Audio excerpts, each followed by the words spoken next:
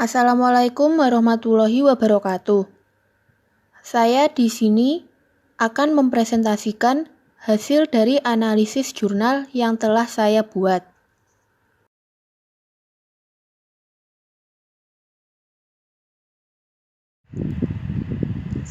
Nah, selanjutnya perkenalkan dulu. Saya Yunita Puspitasari, NIM 12212219320. Saya dari kelas Tekim 3B, Fakultas FTIK, IAIN Tulungagung.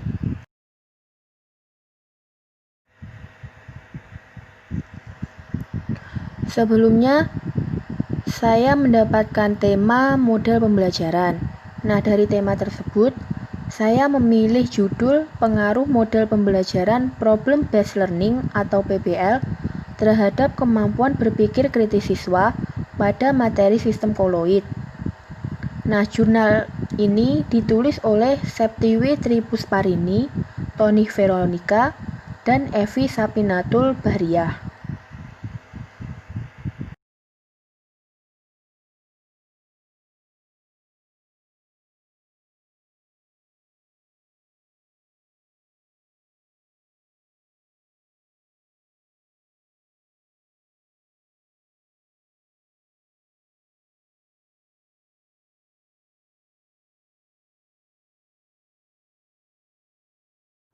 Nah, yang pertama saya akan memaparkan identitas jurnal yang telah saya pilih. Nama jurnal yang saya pilih tadi yaitu Jurnal Riset Pendidikan Kimia, volume 8, nomor 1.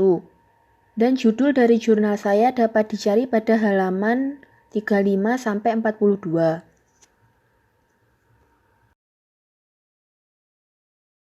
Selanjutnya tahun terbit. Tahun terbitnya yaitu pada tahun 2018. Judul jurnalnya telah saya sampaikan di atas, yaitu Pengaruh Model Pembelajaran Problem Based Learning atau PBL terhadap kemampuan berpikir kritis siswa pada materi sistem koloid. Nama penulisnya juga telah saya paparkan, yaitu Septiwi Tripusparini, Tony Veronica, dan Evi Sapinatul Bahriah.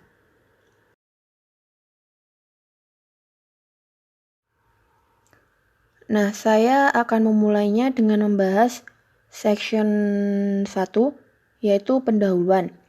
Nah, di pendahuluan nanti saya akan membahas mengenai latar belakang masalah, rumusan masalah, dan teori. Yang selanjutnya yaitu section 2. Nanti saya akan menjelaskan mengenai metode apa yang digunakan pada jurnal yang telah saya pilih.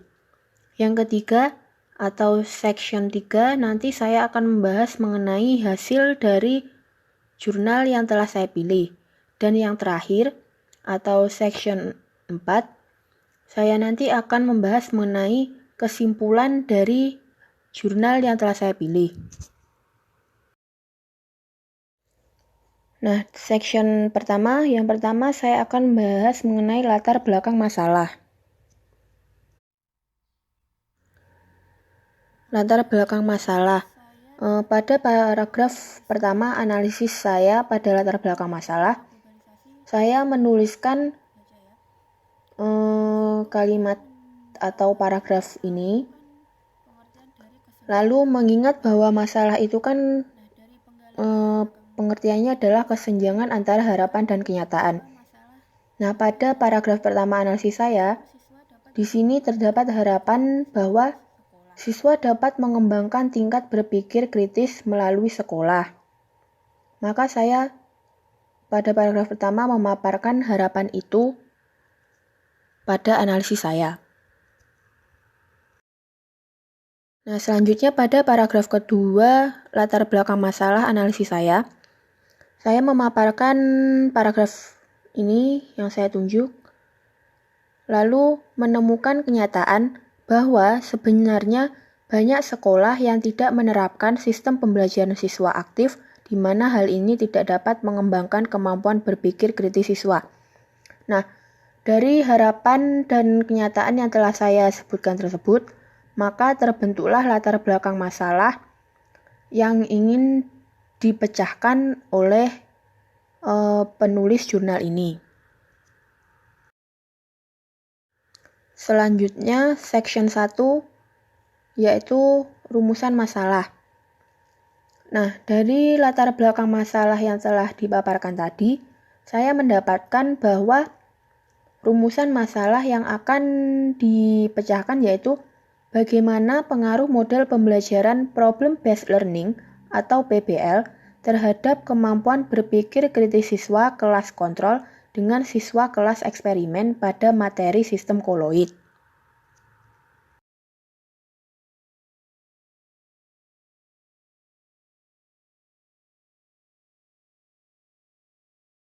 Nah, bahasan selanjutnya pada section 1 atau bahasan terakhir yaitu teori. Nah, di sini saya menjelaskan teorinya dengan beberapa paragraf. Nah, paragraf pertama sampai paragraf ketiga ini membahas apa itu berpikir kritis. Lalu, paragraf 4 sampai paragraf 5 saya membahas mengenai model pembelajaran Problem Based Learning atau PBL. Nah, di paragraf terakhir atau paragraf 6, saya menjelaskan apa itu sistem koloid.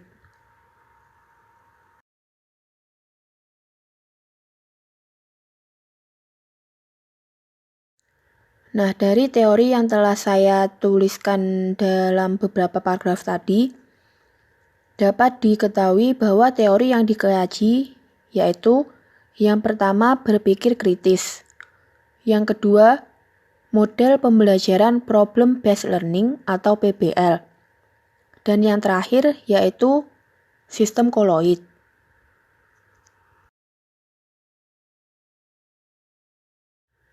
Nah, lanjut pada section 2 yaitu membahas mengenai metode. Yang pertama yaitu jenis dan desain penelitian. Nah, penelitian yang digunakan pada jurnal yang saya analisis yaitu penelitian kuantitatif dengan jenis quasi eksperimen dengan non-equivalent control group design. Nah, ini menggunakan non-equivalent control group design. Jadi nanti terdapat dua kelompok yaitu kelas kontrol dan kelas eksperimen. Jadi, nanti tahapan penelitiannya yang pertama yaitu melakukan pretest terlebih dahulu pada kedua kelompok tersebut. Nah, setelah melakukan pretest itu nanti kedua kelompok tersebut akan diberikan perlakuan. Nah, selanjutnya setelah diberikan perlakuan nanti baru dilakukan post-test. Seperti itu. Nah, selanjutnya populasi. Populasinya yaitu seluruh siswa SMA Negeri 10 Kota Tangerang Selatan.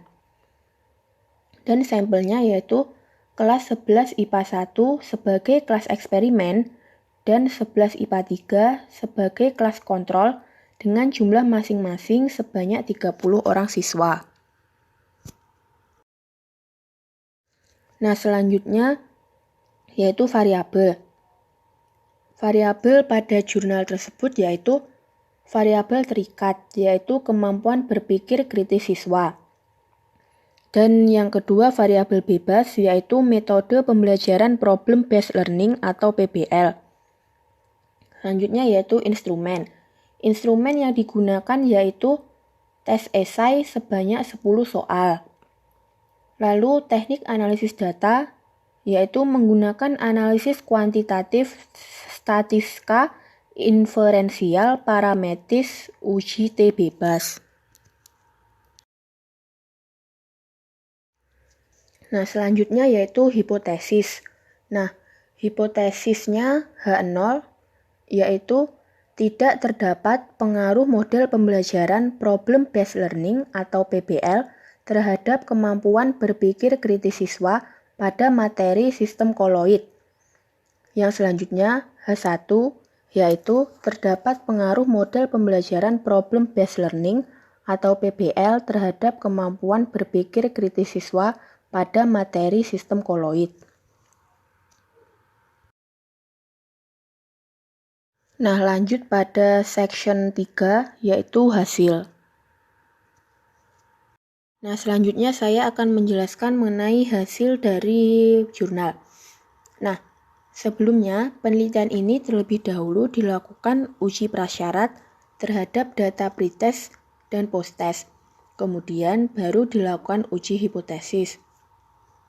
Nah, dari hasil yang didapat dari data pretest menunjukkan bahwa sampel yang diambil berdistribusi normal dan homogen. Nah, serta di sini kan terdapat hasil uji T pretest dan posttest kelas kontrol dan eksperimen. Nah, dari uji T data pretest menunjukkan bahwa sig itu lebih besar dari alfa, yaitu 0,284 lebih besar dari 0,05.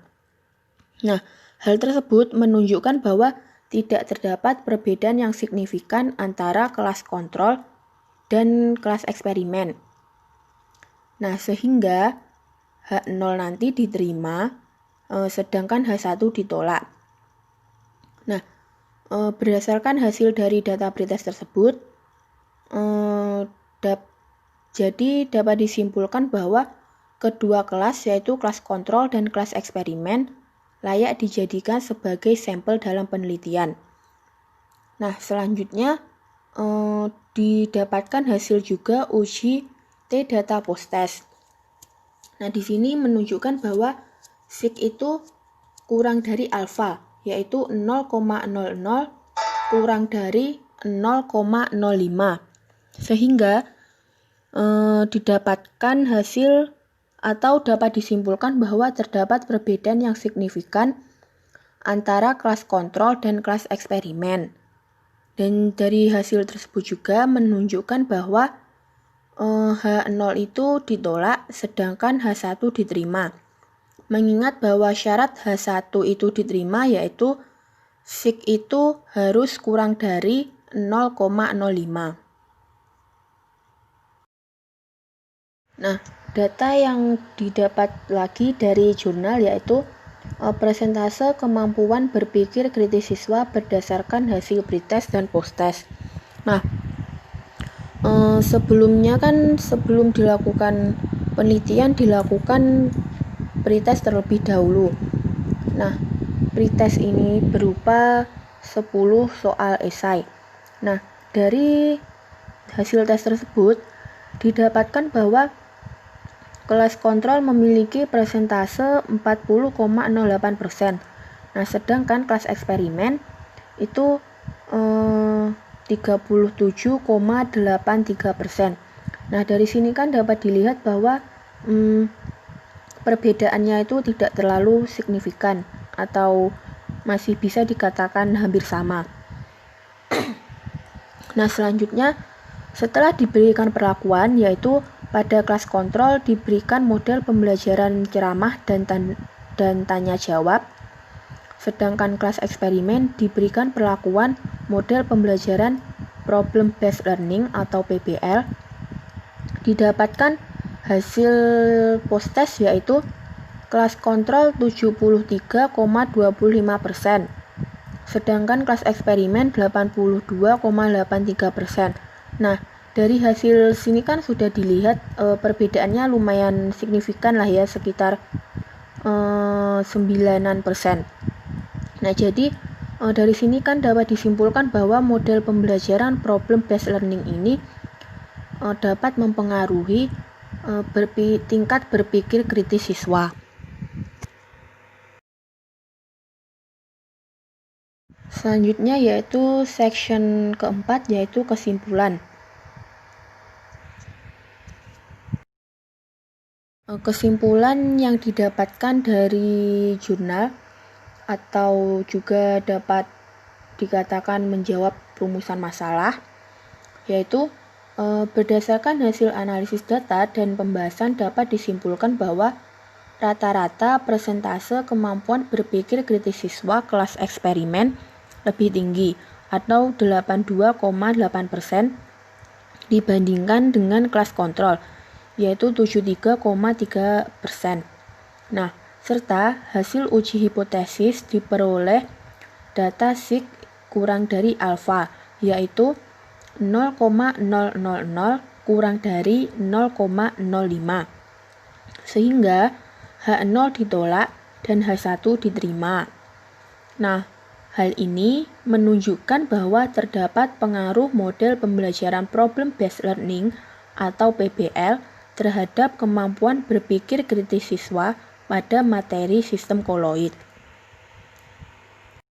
Sekian presentasi analisis jurnal saya. Terima kasih telah menyempatkan waktunya untuk menonton video penjelasan ini. Wassalamualaikum warahmatullahi wabarakatuh.